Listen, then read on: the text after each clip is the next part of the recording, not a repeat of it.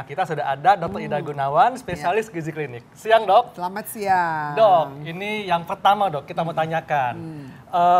Pengasapan daging dan ikan adalah pengawetan makanan secara alami. Ini fakta atau mitos, Dok? Ya, ini adalah fakta. Fakta. Jadi ceritanya gini, proses pengawetan makanan menggunakan asap itu sudah ada sejak zaman bahela, zaman dahulu kala. Purbakala, Dok. Purbakala ya. Kalau kita belajar mengenai sejarah, kita lihat bahwa nenek moyang kita itu berpindah dari satu tempat menuju ke tempat lain, mereka makan habis berburu kemudian diasepin supaya awet makanannya. Zaman dulu kan tidak ada pasar seperti kita, besok mau belanja langsung nggak bisa. Nah, makanan hasil perburuan itu supaya bisa dikonsumsi oleh mereka satu keluarga atau satu komunitas harus diawetkan. Cara yang paling mudah adalah diasap. Ya. Nah, jadi nggak apa-apa, Dok, ya diawetkan kan diasap. Dengan diasap ya, zaman dulu karena ini adalah teknik yang paling tradisional. Nah, waktu zaman dulu kan mereka nggak ngerti ya bagaimana efek sampingnya, apa sih kejelekannya. Ya. Ini ada lagi nih, Dok, mitos atau fakta, Dok, kalau makanan yang diasapkan ini baik untuk kesehatan tulang. Fakta atau mitos, Dok? Mitos. Mitos ya. Waduh, Kenapa, Dok? kenapa, Ya, Dok? gini, makanan yang diasapkan itu tergantung yang diasap itu apa. Kalau yang diasap cuma ikan, kemudian daging seperti itu, ya tentunya tidak semuanya bagus untuk tulang. Tulang itu kan sumber utamanya adalah kalsium, fosfor, magnesium, dan sebagainya. Dan itu paling banyak pada makanan yang sudah segar, yang masih segar. Karena dengan proses pengasapan kan artinya dia diawetkan.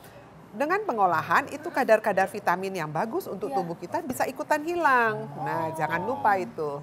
Ya. Dok, ini juga, Dok, nih mungkin kabar yang paling sering kita dengar ya, bahwa katanya kalau makanan yang sudah diasap dapat meningkatkan risiko kanker atau kanker. Ini fakta atau mitos, Dok? Ini fakta. Kenapa, Dok? Gitu. Jadi kejelekan dari proses pengasapan ini adalah risiko kanker yang meningkat. Kenapa? Dikaitkan dengan namanya PAH. Polycyclic aromatic hydrocarbon. That's right. Jadi betul. Itu adalah hasil dari pembakaran. Jadi asap-asap yang keluar dari pembakaran itu yang umumnya tidak sempurna itu menyebabkan terjadinya hidrokarbon. Dan inilah yang merupakan salah satu zat karsinogenik yang ada pada makanan yang diasap. Ya, jadi mesti hati-hati. Hati-hati, Dok, ya. Hati-hati ya. Ini ada lagi nih, Dok, fakta tuh, Dok. Kalau misalnya daging asap meningkatkan resiko terkenanya stroke. Ya, ini fakta. Nah, kok bisa fakta ya? Karena sering sekali daging-daging maupun ikan yang diasap itu sering diberikan bumbu sebelumnya. Dan bumbu-bumbu itu biasanya kan harus ada rasanya, paling gampang adalah garam. Kenapa? Karena memperkuat proses pengawetan ya. Jadi pasti akan menjadi lebih concentrate garamnya. Nah, itu salah satu risiko untuk meningkatkan stroke karena berkaitan dengan hipertensi. Terus yang tadi digulai, Dok, ya? Ditambah lagi santannya. Tapi jangan salah, di dalam gulai itu dia banyak kunyit. Lihat nggak warnanya kunyit? Iya, itu kuning-kuning banget. Ya, dan kunyit itu mempunyai sifat sebagai antioksidan. Tapi tadi kan ada santan juga, Dok, ya? Ya, yang penting gini, itu kan proses masaknya. Waktu makan santannya jangan dipindahin semua. Jadi yang diambil paling satu dikit-dikit sendok. aja ya, Dok, ya. Tapi itu yang enak. Nah, itu dia. Iya. Dok, ini juga ada mengatakan bahwa cara pengasapan makanan harus dengan suhu dan lamanya waktu pengasapan yang tepat. Ini fakta atau mitos, Dok? Ini fakta.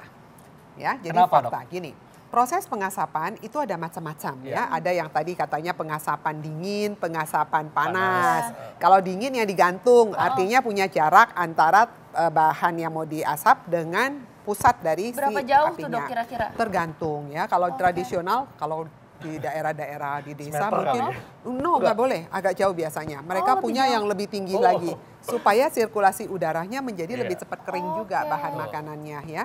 Ada yang langsung di atas api. Nah, itu. Nah, kemudian pada waktu proses pengasapan itu juga mereka suka tambah-tambahkan bumbu dan sebagainya ya.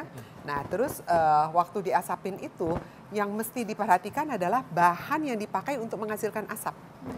Nah, jadi apakah dia menggunakan mesin ya, kayak oven gitu juga dia bisa ya. Tadi kita juga lihat ada ovennya.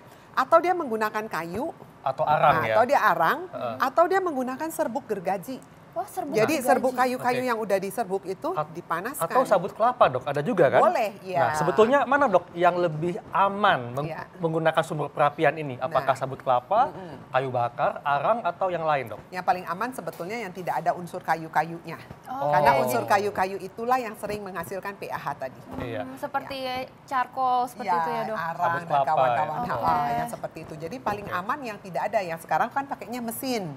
Nah itu jauh lebih aman. Iya. Tapi kalau misalnya tradisional sekali di desa nggak ada, ya pilihlah yang paling aman. Jadi yang sudah pembakarannya agak sempurna, mungkin bisa dari kayu arang gitu Oke. ya. Karena Iya. apa? Kita mesti tahu persis kayu yang dipakai itu apa. Betul. Nah, kayu itu menghasilkan asap yang kadang-kadang bahan kimianya itu yang kolaborasi Oke. membentuk pH ya. Oke Iya. dok, ini ada lagi nih, ini yang ditakuti sama ibu-ibu nih dok. Katanya ibu hamil dan menyusui ini sebaiknya hindari makanan asap. Iya. Fakta atau mitos dok? Fakta.